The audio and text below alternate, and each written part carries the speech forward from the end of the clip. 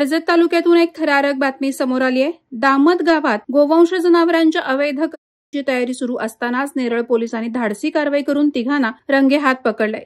या छाप्यात पोलिसांनी सुमारे 140 किलो मांस, धारदार शस्त्र आणि कत्तलीसाठी वापरले जाणारे साहित्य जप्त केलंय।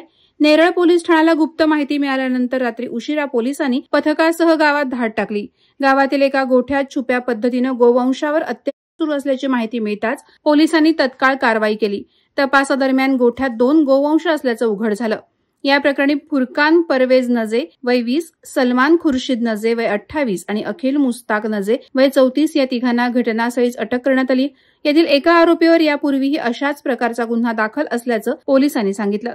या तिघांवर विविध कलमानुसार गंभीर गुन्हे दाखल करण्यात आलेत। याबाबत नेरळ पोलीस स्टेशनचे प्रभारी अधिकारी शिवाजी ढवळे यांनी सांगितलं की गोवंशावरील गंभीर बाब आहे। अशा प्रकारच्या घटना रोखण्यासाठी आमचं पथक सतत गस्त घालतंय। दोषींवर कठोर कारवाई केली जाईल। या प्रकरणाचा तपास सुरू असून पोलिसांच्या माहितीनुसार या अवैध कारवायांमध्ये आणखी काही व्यक्तींचा सहभाग असण्याची शक्यता नाकारता येत नाही। नेरळ पोलिसांचे सततचे प्रयत्न आणि वेळीच केलेली कारवाई यामुळे परिसरातील नागरिकांमध्ये समाधान व्यक्त होत आहे। वादळवारा लाईव्हसाठी अमोल कुमार जैन, रायगड।